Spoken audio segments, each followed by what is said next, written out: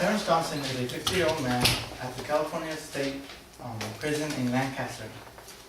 He is there for violating his parole and serving a few months. He is among the inmates living in the gym. There are 16,000 prisoners like him living in what is known as ugly beds, extra bunks in cells, gyms, or day rooms. Overcrowded prisons are a big problem, and it does not just affect the prisoners, but the community that surround them. Prison Nation, March 2009, said that 3 federal judges in California called for a reduction in the state prison population by 1/3 because the conditions the prisoners were living are a violation of their 8th Amendment. Here is Clarence Johnson, and here are the what is known as ugly beds.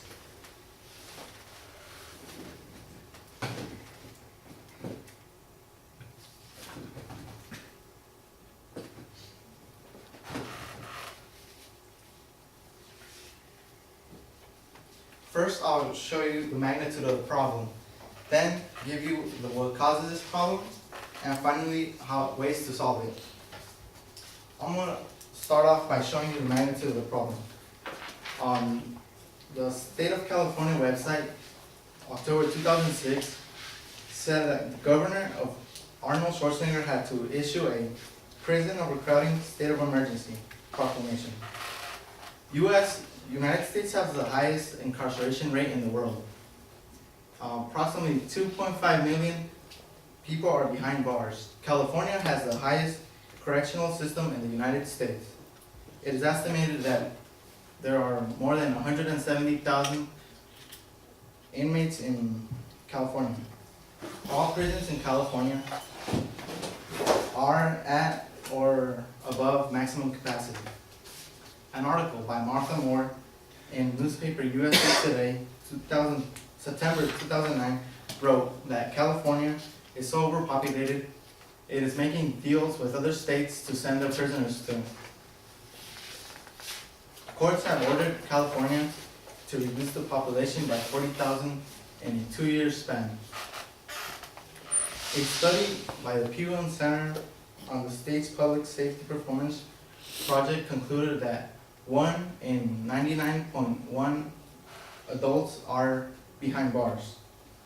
California spends about $49,000 a year per adult inmate. There are many factors that lead to overcrowding prisons, and it has serious effects.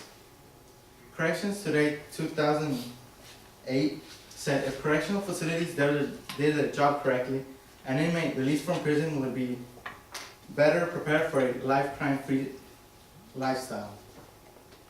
James Austin, a correctional consultant, said that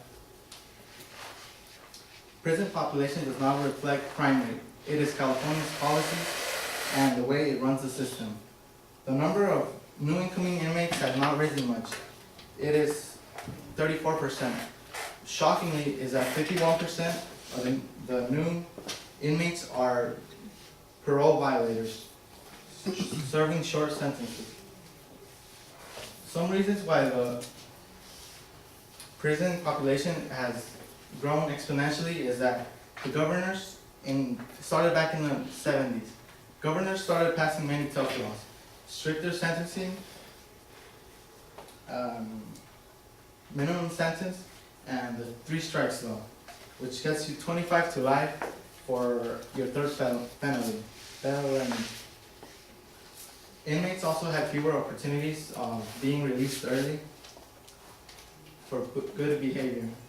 When inmates get out of jail, they also don't have the support needed to get a job.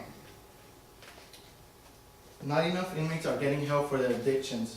Only 11% get help, even though 50 to 75% have substance abuse problems. Overcrowded affects prisoners and the staff. With many inmates crowded in large areas, there's a higher chances of violence. and harder for the officers to control. In an article, Worst of the Worst 2008 reported that a judge found that there's no adequate health care provided for inmates. As a result, one is dying every week. Placing too many inmates together also creates health risks for both the prisoners and the staff. Well,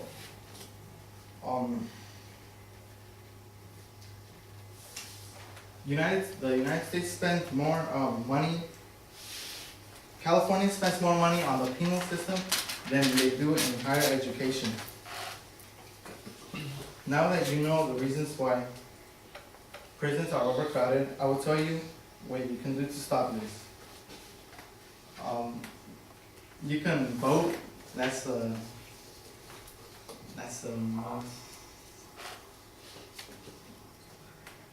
we need to change California's policies and the ways it runs the correctional system. An article, Parole Holds Key to California's Prison Overcrowding, September 2009, quoted Joanne, a law professor at Stanford University. She said, "Until we get parole under control, we can't get prison crowding under control." So inmates can return to normal lifestyle. They need more programs like work skill development and vocational education.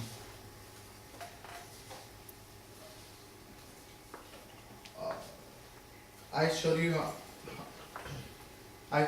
how big this problem is, and secondly, discuss what causes the problem, and finally, ways to solve it.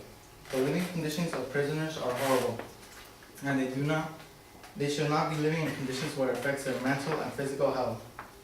Even though they are in prison, they are still protected by their 8th Amendment. The correctional system needs to be fixed. I hope you do something about that, because the money spent on the penal system can be put to better use, like for education. Shoot.